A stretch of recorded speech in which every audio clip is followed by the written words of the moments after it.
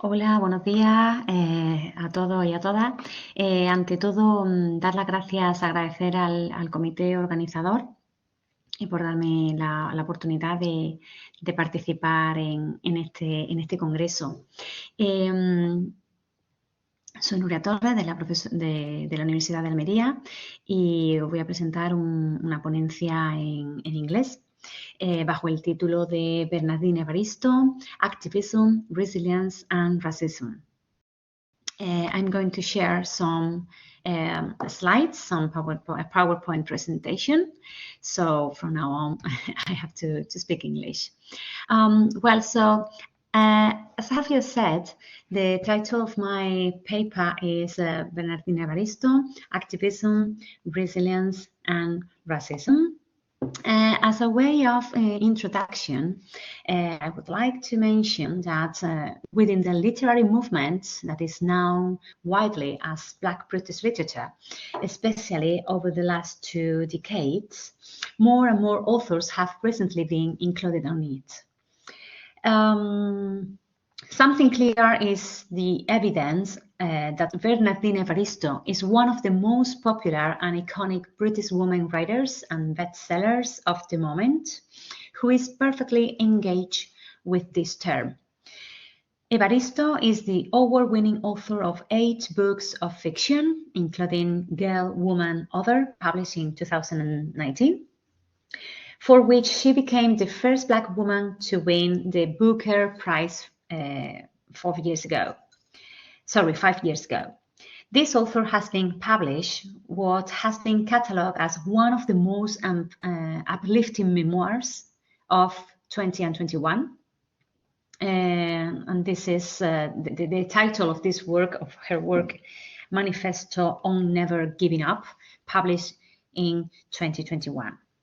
This is an engaging memoir, which can be seen as an honest meditation on personal transformation, activism, love, and belonging.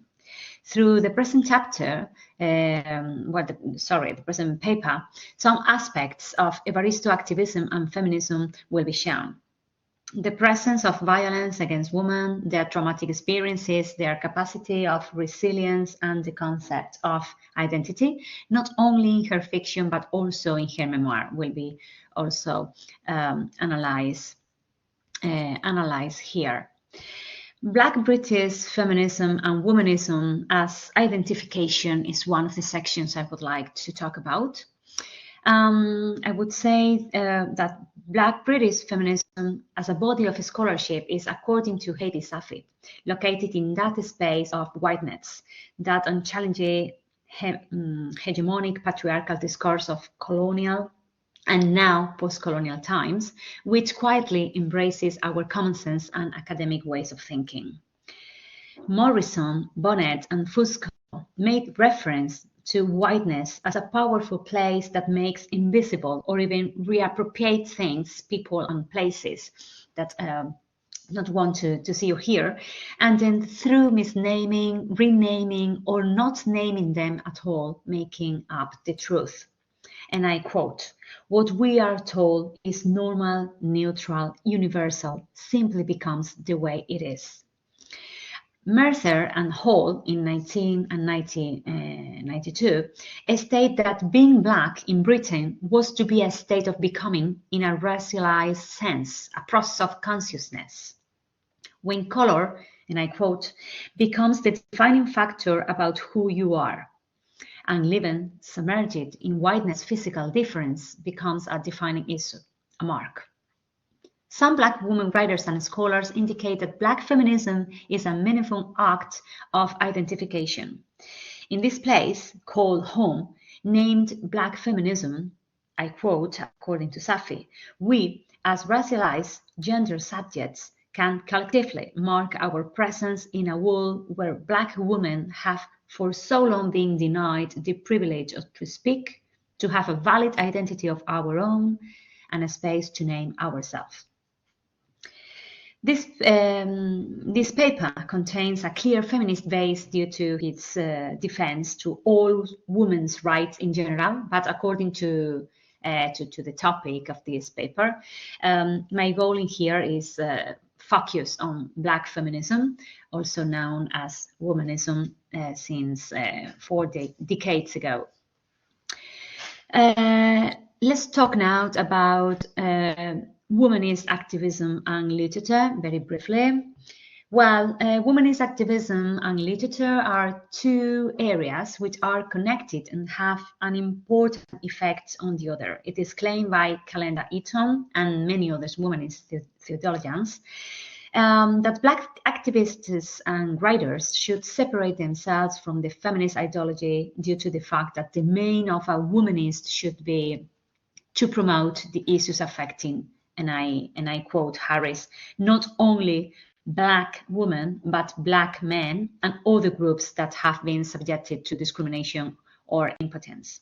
According to Okonjo, a white woman writer may be feminist, but a Black woman writer is likely to be a womanist. That is, and I quote, she recognized that along with battling for sexual equality, she must also incorporate race, economics, culture, and politics within her philosophy.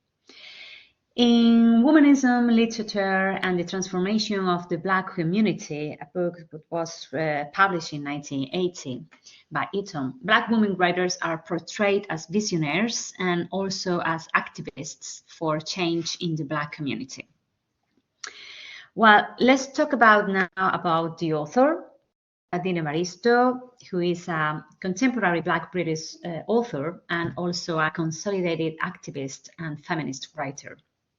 She was born in London, and she's an Anglo-Nigerian award-winning author of 8 books of fiction and verse fiction as well, including Girl, Woman, Other, the novel I mentioned previously.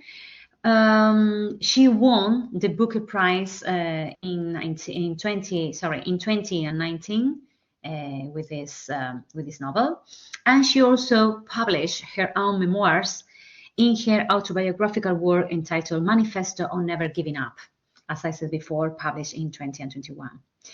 Well, Evaristo in action, we could say that she is constantly she's a very activist woman writer, and she has, we could say that it's clearly seen all this in her novel Girl, Woman, Other, and also in her autobiography Manifesto. In Bernardine Evaristo selected writing tests for this paper, the ones I have just mentioned, some questions of identity, activism, violence, and resilience are examined. It is important to take into account that these two works are quite different in regard to the genre, because as I said, one is a novel and the other is an essay. But they are very similar regarding the themes they deal with. Okay, both of them deal with different topics related to life experiences of Black women. Also, in the two of them, Evaristo dedicates great importance to topics like gender, race, violence, trauma, and resilience, exposing that they have been constituted within the Black community or imposed from outside as Black women.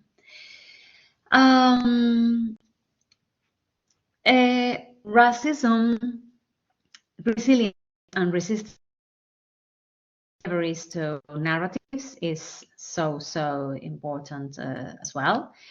So here I would like to mention that the writer, not only in this novel, but also in her manifesto, not only in Girl, Woman, Other, but also in her manifesto masterpiece, as you can see the covers in the slides appearing now on the screen, she talks about this other kind of violence, the one that people indirectly suffer because of the color of their skin. I'm talking about racism now.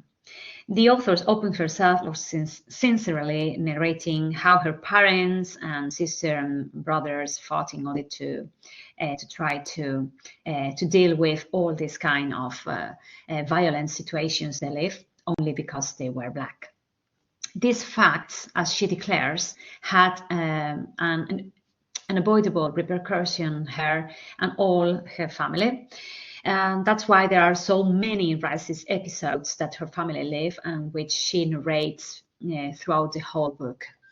Bernardine Evaristo exposes in a very brave and sincere way how all these situations affected her life and the way she understood the world since she was just a child, because she felt herself profoundly affected by the high level of hostility, even when she was not mature enough to understand these racist behaviors. It can be clearly seen through the reading of her autobiography and also through the novel I mentioned, Girl, Woman, Other, that her constant activism comes from her father and mother, from whom she inherited the encouragement to speak up and express herself, apart from the strength to fight against the injustices. And of course, according to the title of her essay, manifesto on never giving up in the face of adversities. As I don't have a lot of time, as a way just to make some conclusions, we could say that the concepts of resilience, activism, identity, and also violence in Evaristo's work are the main themes dealt with in this paper concerning the popular Black British woman author Evaristo, winner of the book prize, and the first Black woman author to receive this award. It has been reflected in here her literary activism for improving the rights of human beings, women in general, and Black women in a more specific way, have always been present not only in her fictional works but also in her real life since childhood. As we have seen through the analysis of the manifesto on never giving up. Something that is clear is that is the evidence that Bernardine Evaristo is one of the most popular and iconic British women writers, bestsellers of the moment, who is perfectly engaged with the term of Black British literature and a very active literary activist for foreign institutions. Well, I don't have a lot of time to continue, but I would like to. Well, this has been all. Just in case you've got any question or whatever, please feel free to send me an email. My email is nuria.torres wrote at UL. Yes. So. Well, as you can see in here, thank you very much again for all of you for your attention and your interest in seeing or listening to this paper. And of course, thank you very much again once more to the organization of this conference for doing the conferences and the opportunity of participating in it.